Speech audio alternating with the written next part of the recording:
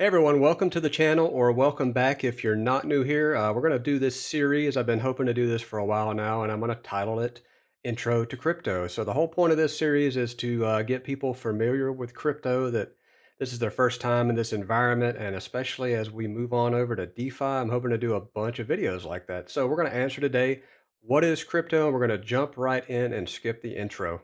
So before we answer the question, what is crypto? Let's look at a scenario that I've been through. Maybe you've been through it too. Let's go all the way back to like 2012 and that little situation where maybe a friend or a friend of a friend, you're at a party, I don't know. And somebody talks about Bitcoin. They bring it up and they mention how it might be a good investment, or you're just talking about what is it, this digital currency that you can buy. Maybe you blew it off. It doesn't make any sense to you. But then we can also go for the aspect of what happened since 2012 to now. So you're talking Bitcoin around $5, and these are just estimates. So $5 back in 2012 is what it would have cost you to get one Bitcoin. Well, now we go to today, and depending on the time frame this year, this is 2022. There's been spikes way on up and then way on back down. But hey, I'm looking at about 45K for the value of one Bitcoin. That's right. So that's like 9,000% increase from back in 2012 to 2022. And we're not even going to go before then, back in 2010, when it had staggering increases then. We're just talking 10 years ago. So you look back, this is just hindsight. You can't do anything about it now, but maybe now you're getting into this and you're wondering what it is, because as it turns out, all of this actually made a lot of money for some people that got invested way back in 2012 and even before then.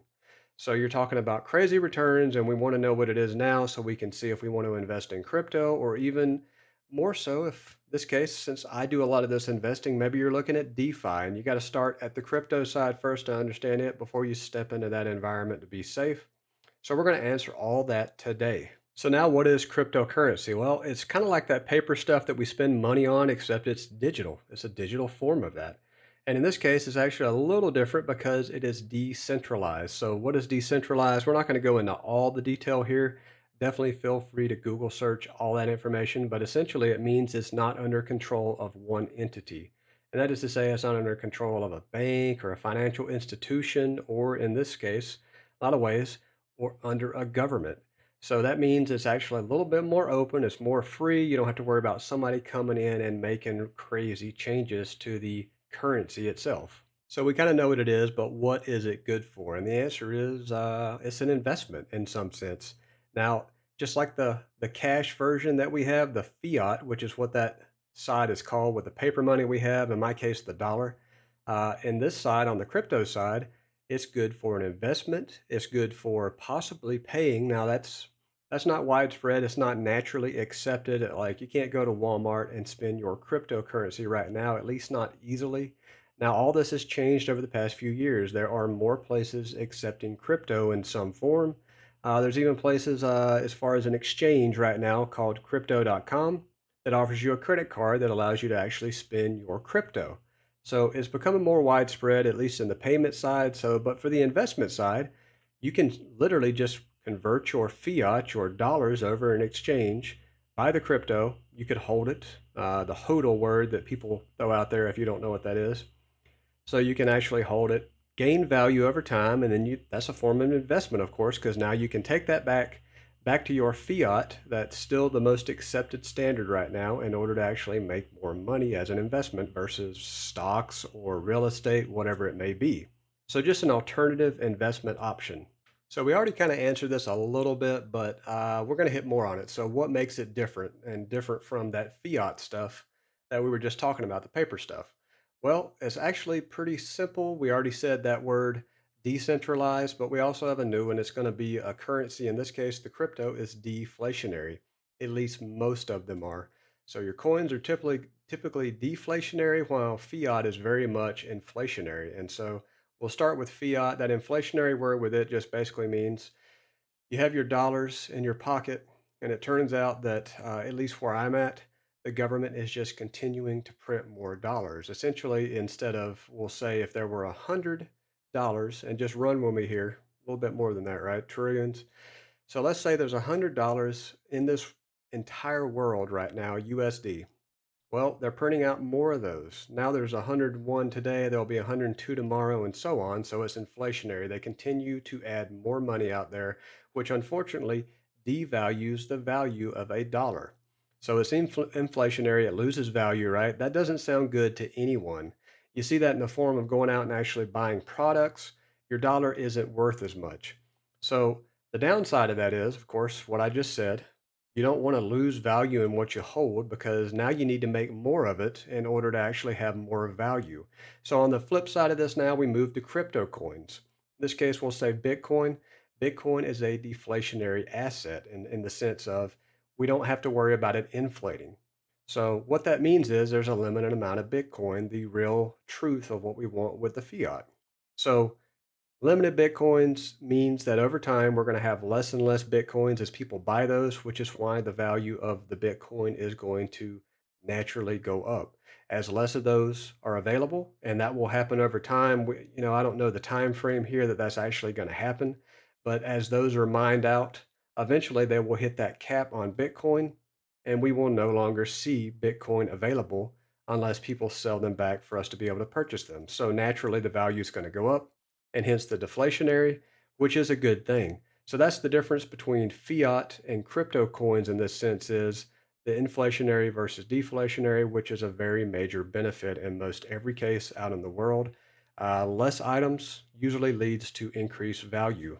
So the last thing I want to cover is where is your cryptocurrency actually at? And we won't go into a ton of detail on this, but it's actually in the blockchain.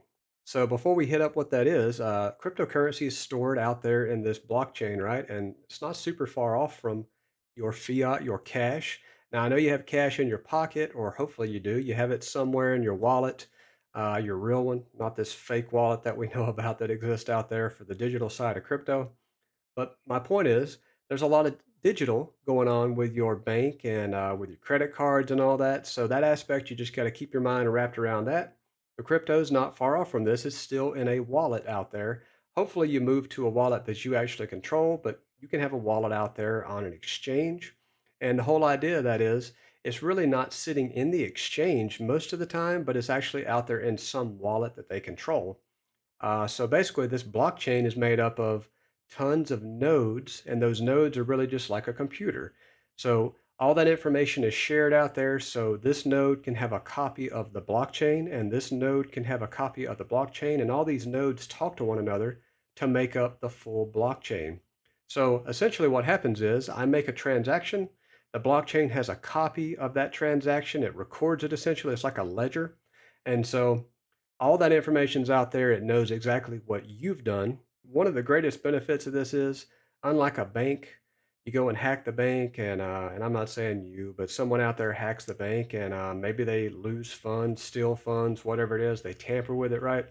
Well, the blockchain's made up of all these computers that have copies and records that all validate one another to make sure those transactions are right. So it's not just one place validating your transaction.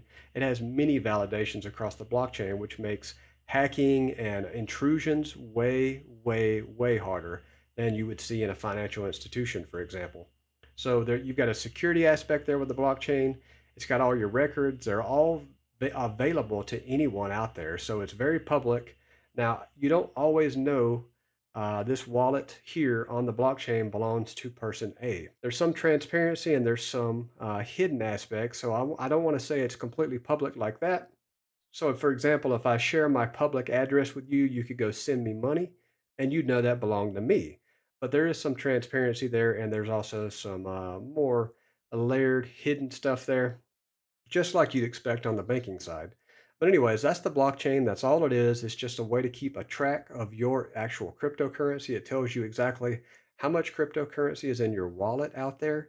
And so it's out there on the internet, basically, just in the digital environment that we are in now in this world. And so that's how it works. That's how it's stored. That's how transactions happen. And that's basically it. So we'll stop in this video. I'll have more videos coming up. We're going to cover all kinds of stuff like DeFi, like I said. I do node projects on this channel, which we can talk about that too, but we'll kind of cover the array of the passive income side as well and do an intro video on stuff like that. But we'll jump into security, wallets into more depth. We'll do all kinds of stuff in this intro to crypto series that I hope to do. But if you're interested in more of this, of course, you can wait on my videos, and I'll, of course, always do those. But if you're interested in more right now, I suggest highly you go check out the Sleep Money Club. It's a cool club that I am in right now. I'm in there every day talking with all sorts of people. We have experts that look at mining, they look at passive income through node projects, DeFi. We're looking at all sorts of things in there, and you can come chat with myself directly or with the founders of the club, Decade Investor and your friend Andy, as well as a ton of other YouTubers. If you're interested in that, check out the link down below in the description. Hope to see you inside. And with that, this is the end of the video, guys. I appreciate you watching. I hope you got something out of this, and I will see you in the next video.